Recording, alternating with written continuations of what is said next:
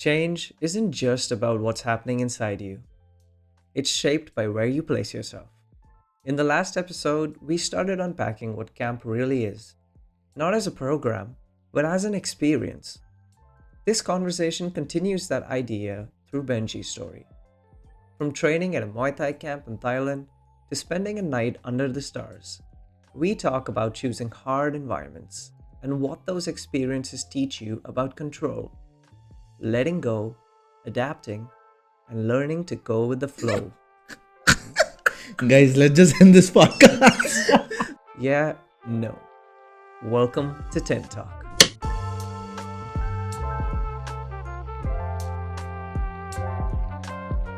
Tell us a little bit about you. So, my name is Benjamin. Obviously, I've been a videographer for around 6 to 7 years. 6 to 7 years.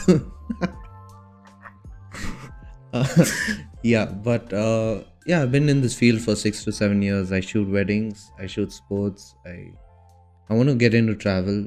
And I like martial arts. That's a passion of mine, particularly Muay Thai. And yeah, I love Jesus a lot. Jesus is the reason why I'm here today. Is the reason why we both met also. So yeah, I mean, that's a very brief version about me.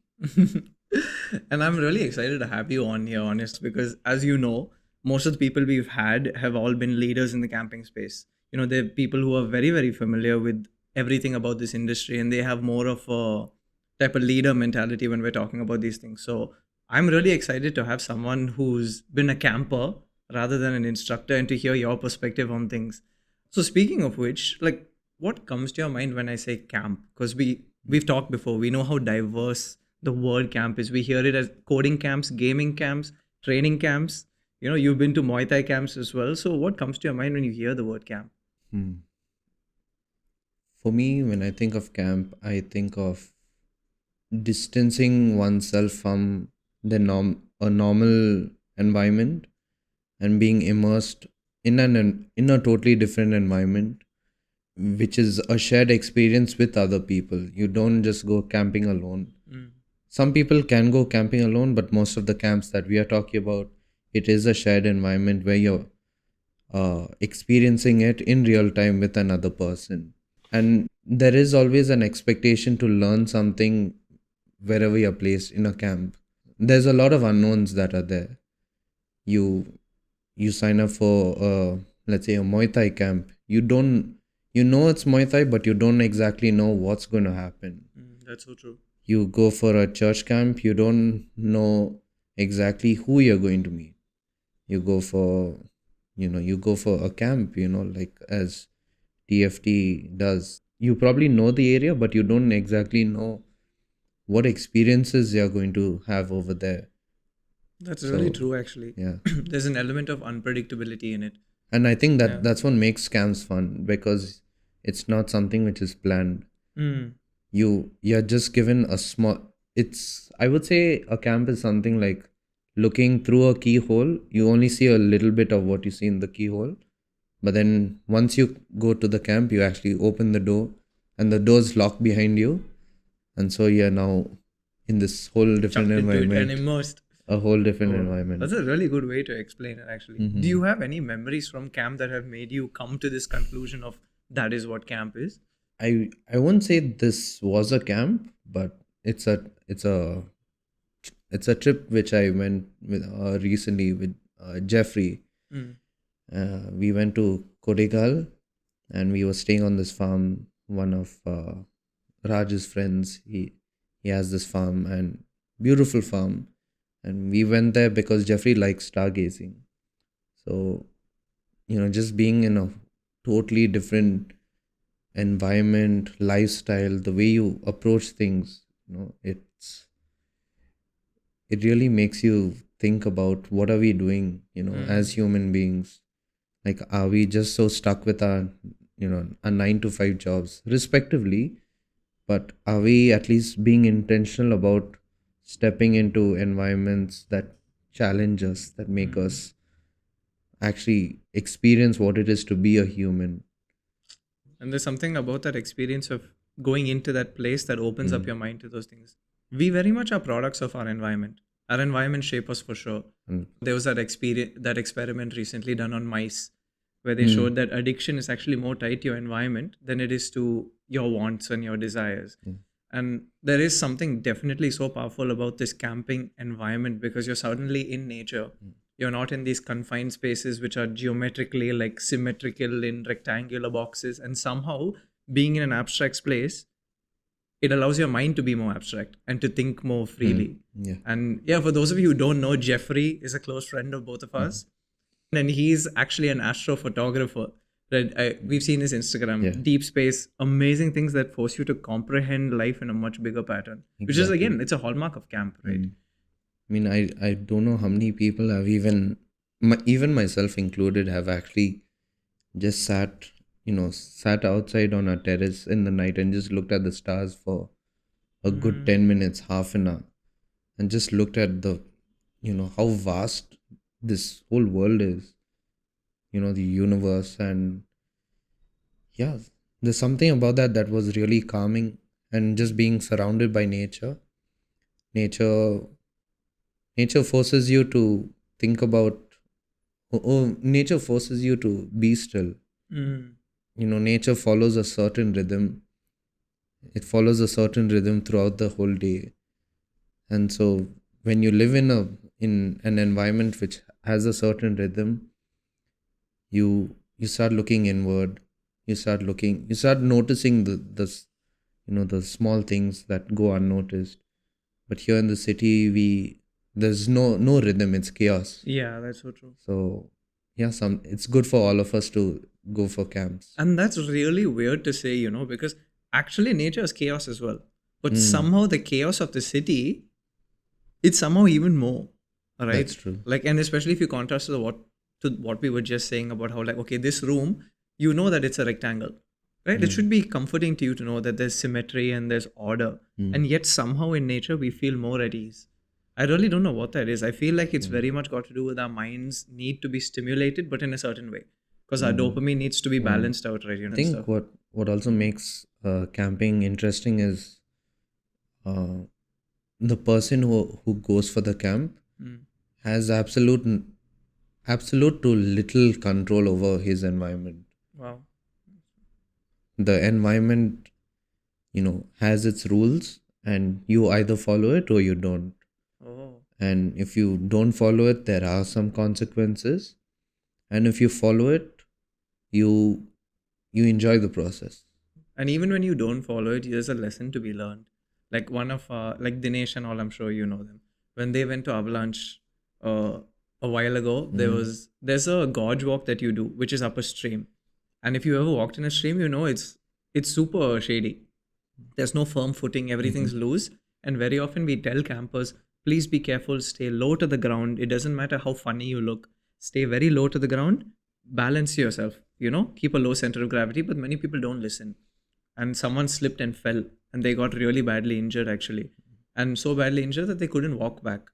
And now you're already like a kilometer deep in the forest through that gorge. There's no other pathway to go back, and you have to climb back, And even though things like that happen, you come out of it with such a humbling view of life. Like, I've had some of my most traumatic memories in forests, and yet they've made me a tougher person. So much tougher. Like, even if you're walking in the night, there was one time in Avalanche itself, we walked in the night when I was a camper, and this guy was telling us, oh yeah, there's a tiger around here. I felt such a fear. And I think that was because if you live in the city, you think you can control everything. Even in this room, we've controlled everything. But somehow being in nature, it's so humbling. And even when you look at the stars, you can't control the stars. I can't control the stars. Yeah. There's something so humbling about that. Do you feel camps challenge you as a person? 100%. I mean, even like whether it's as a camper or as a leader, obviously I have had more experience as an instructor, but super challenging, man. Because like you said, when you go there, you don't know what the campers are going to be like. No idea what the campers are going to be like, what their problems are going to be, if they're even going to open up. But you're forced to just like go with the flow. And there's a resilience that comes with that doesn't come in everyday life. In everyday life, I feel like pressure is relentless, but it does not give you that right balance of challenge for you to actually learn from it, to have space to learn from it.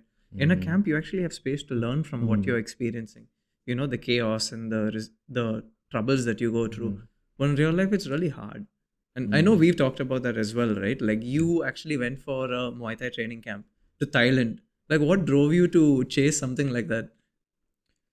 Of again, environment. Bangalore was a comfortable place to learn Muay Thai, and no disrespect to the academies over here or the places where I've trained in, but there's a certain level of hunger which is missing in India. I I would say is very important if you're getting into martial arts, even if you're not doing this, for competition, just like myself, but to actually have the true experience at its rawest form, you need to be in environments where the environment is not catered towards you, and it's where you need to start adapting to the environment. Oh, yeah. And goes back to the what I said earlier. We are so used to everything working according to us in the city. We everything is so convenient. We blink it. We don't even step outside anymore. We don't walk anymore. We food, we don't put any effort in anything anymore. And we're just reducing as human beings like that. That's so true. So reason I like Muay Thai is it's something which has challenges me physically, mentally, but it's also been something which I felt is an expression of creativity, which again, unfortunately in Bangalore I haven't come across it like that. But I met many artists, martial artists in Thailand who do it for the love of the game. There's no one does it out of aggression. No one does it trying to prove a point. Everyone met the sport, fell in love with it, and it became a daily part of their life. And so yeah, I had gone to Thailand in April. It was a big decision for me to go to Thailand for 1 month. I've never traveled by myself, never stayed by myself completely, and this is a whole different country, Different language, different culture, language, everything. different language, people.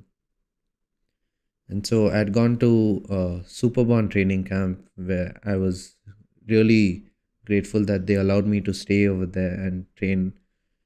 And most of the fighters are one championship fighters, and some of them are probably the best Muay Thai fighters in history. Yeah.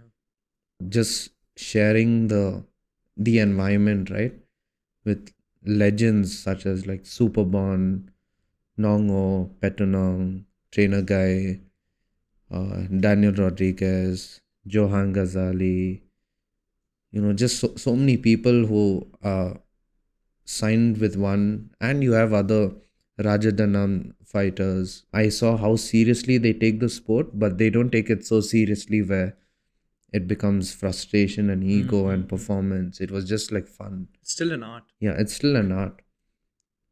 But for me as a person coming from Bangalore, it challenged me so much because I was used to a certain intensity, and for me it was easy for me to step out of that intensity whenever I wanted to in Bangalore.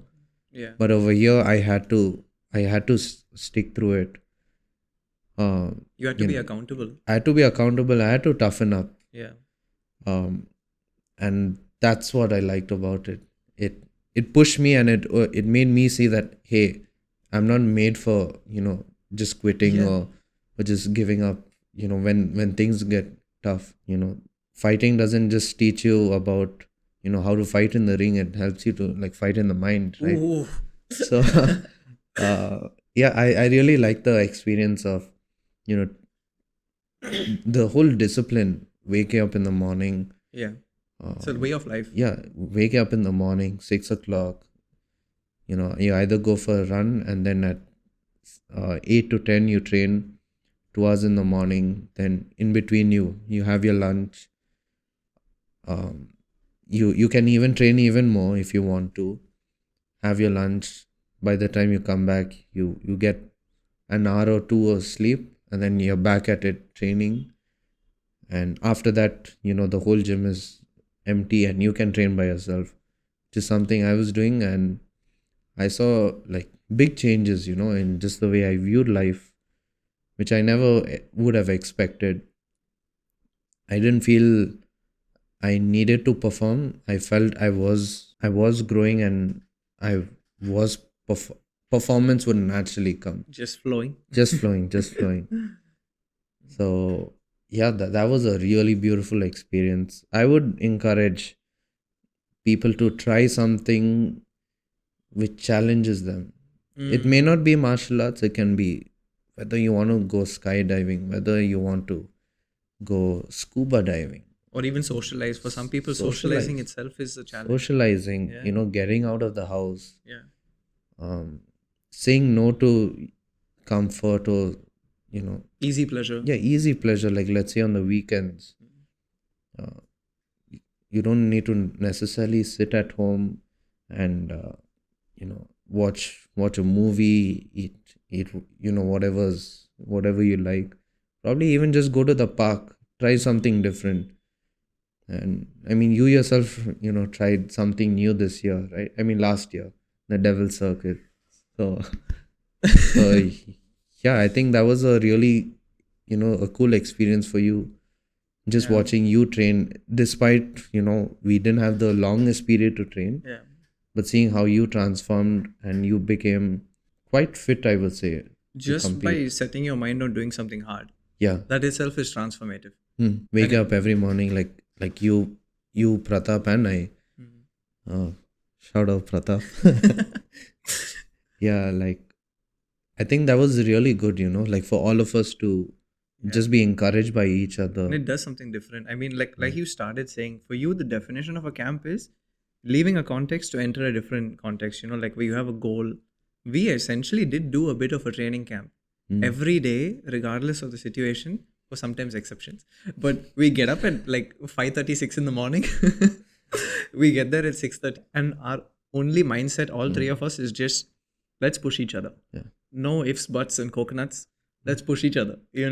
Let's have some fun because we know what the human body is capable of. I think it's just our modern life has become so luxurious that we fooled ourselves into thinking that human beings are just little mush balls. We're not.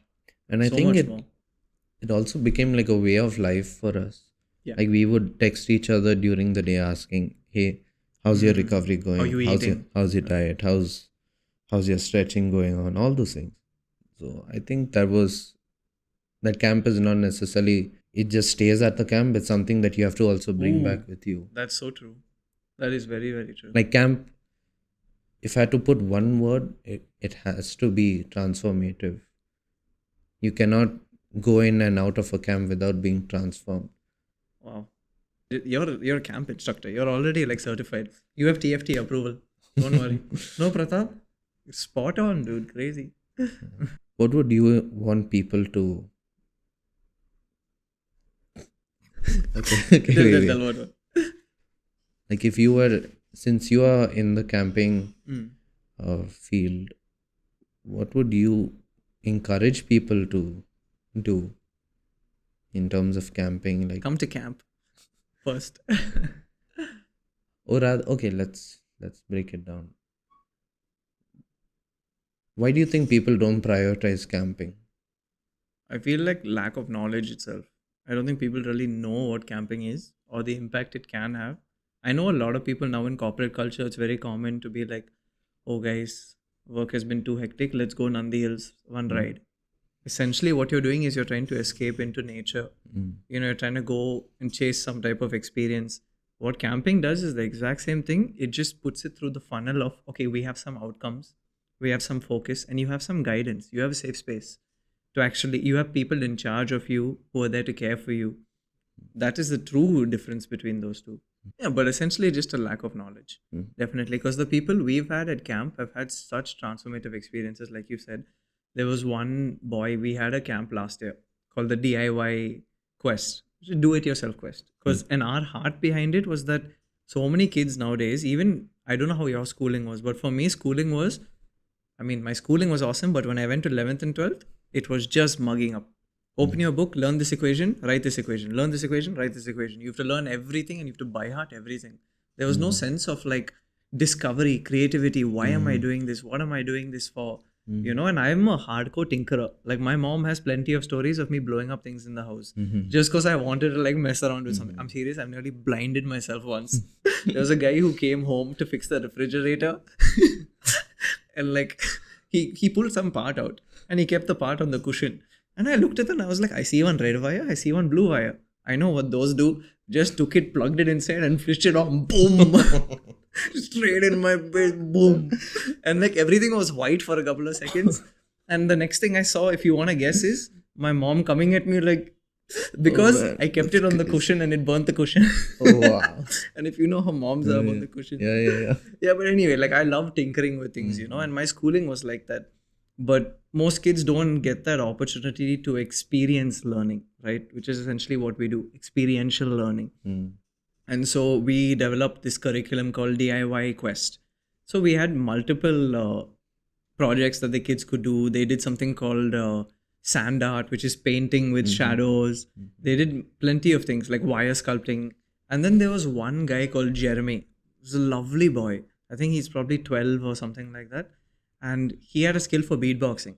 And so one day I was just alone with the kids while they were getting lunch for us. And he was beatboxing. And so I just went up to him and I was like, oh, you like beatboxing? And he was like, yeah. And then we all created a song together. It was hilarious. It was about his brother stealing noodles from him or something like that. It was hilarious, but he had so much fun.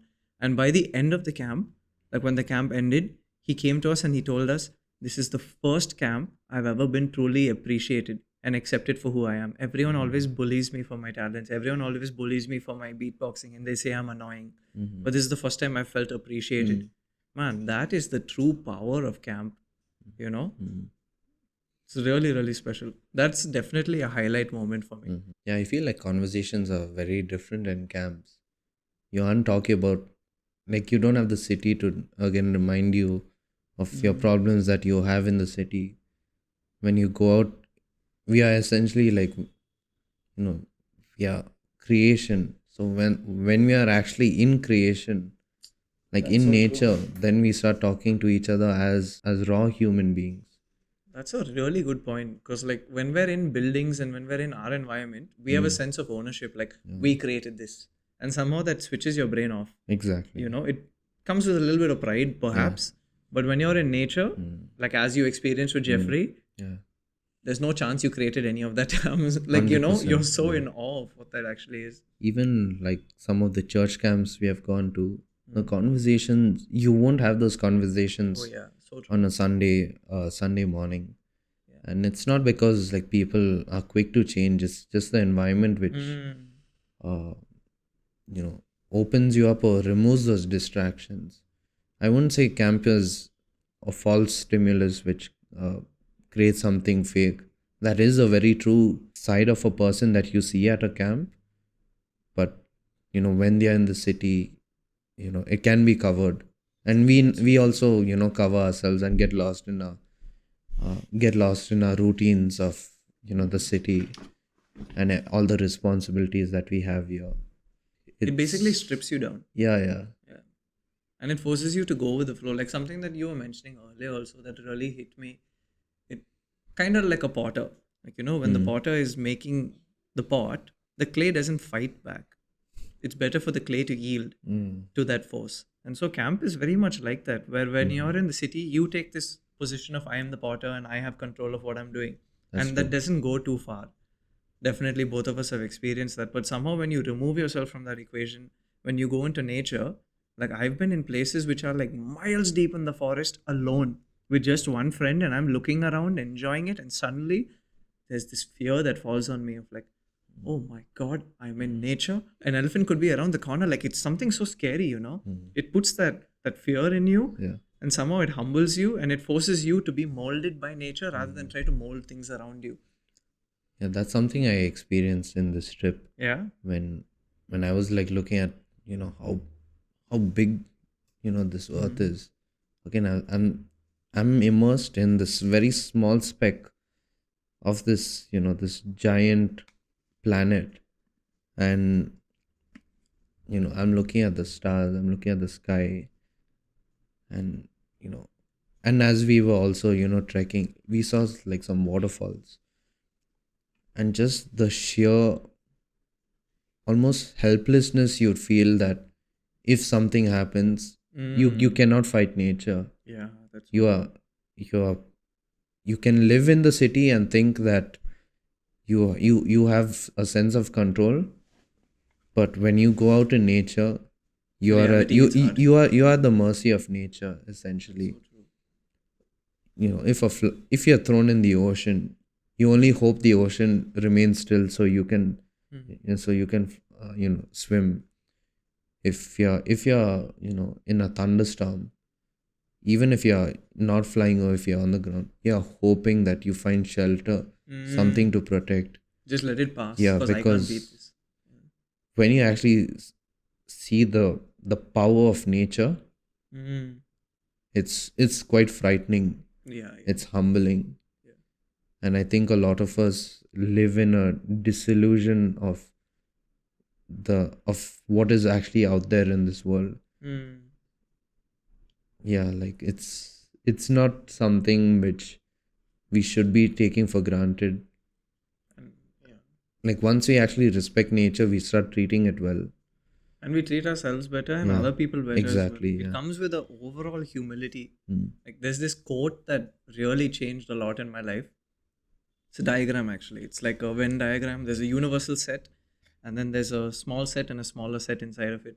And the smallest set are the things that Benji knows he knows, and then the bigger set is the things you don't know. I know I don't understand quantum physics, but I know it exists. And then there's the universal set of the things you don't know you don't know. You don't know a lot more than you know, or you know you don't know. That's You true. know, it's super, super humbling that way. Yeah, like right now, you and I are having a conversation somewhere in Bangalore. But somewhere across the world, there's this typhoon which is happening. There's this volcano which is probably erupting. There's An earthquake for sure. an earthquake somewhere. There are like killer whales hunting. Yeah. A pack of wolves hunting. Yeah. There's so much that's happening that we just don't. Our brains can't process what's happening. Yeah. And I think, yeah, like camping also makes us think less about ourselves and think more about this world that we get to live in for how many years we have. That also, like for me, it's bringing up another point when I think about that. Obviously, it's beneficial to go as much as you can into nature. Why? Because it keeps hitting you with that reminder. Because even though I go for camps, if I'm away from that environment for a time being, I'm shaped by this environment. Where again, I kind of fall back into that same old pattern. Somehow changing your environment really does do wonders for you. But also, like we said earlier, that the humbling effect of nature is so powerful because, as our good friend Mr. Bruce Lee says, be like water. You put Be like water water. in a cup, it becomes the a cup. Yeah. And like, what's that same philosophy that we're talking about? It's about you can't control your situation. You can't control your environment. You can control your response, but you can't control your environment. That's and true. that's what being in nature teaches you. Okay, fine, a tree falls down, it starts raining. You can't tell it to stop raining. You really can't tell it to stop raining. But what you can do is calm your mind. Step by step, let's build a shelter. Focus on our priorities. Keep our rations dry, etc. You can control your response. That's what nature teaches you. And then the thing is, what's beautiful about camping, you take that, you pull it into your normal life. Right? When you're at work and something goes wrong, you send a wrong email. You've done it. It's out in the world. Now, what can you do? Control your response. That's building resilience. Right? And you learn that, I feel, more than any other place, in nature for sure, but also in camps. I feel a lot of people, including ourselves at one point of time, were too caught up feeling sorry about ourselves. Not that I'm against, you being in line with your feelings and processing things, but I think when we get to a point where that's the only thing that happens and there's no response after that, Where you just sit with it and Yeah. yeah. I feel nothing will be simple, nothing will be tough. Yeah. I mean, nothing will be easy. Yeah. Yeah, nothing will be easy. And everything is just how you respond to it. If everything was so easy, life would be boring. That's so It true. would be so boring. That's so true. Like let's say even when you're camping, the example of the tree. Now you're thinking about, okay, how do I get over this tree? Yeah. Or what can I use this tree for? Something like that. You're using what's happened. Yeah, because what's the point of living on this earth, let's say for 70 years, if we just want to be so comfortable and have everything going well for us? Yeah. Like, what's the point of that? It is boring. Yeah, like I feel everyone has to do something, at least as we're starting this year, like pick something Anything. that's going to challenge you, work towards it.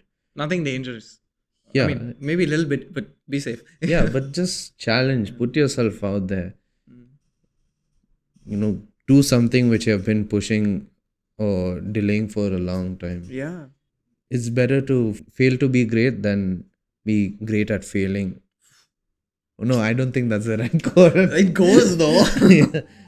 Yeah, so yeah, I would just say, like, go out there, go for camps, respect the environment that you're in, allow whatever happens to you and take it as something that's going to make you better. In the next episode, Benji and I keep going, touching on resilience, psychology, going with the flow, and even how things like anime end up teaching us more than we expect. If that sounds like something you'd enjoy, join us for the next one. Thanks for staying with us, and until then, keep the fire going.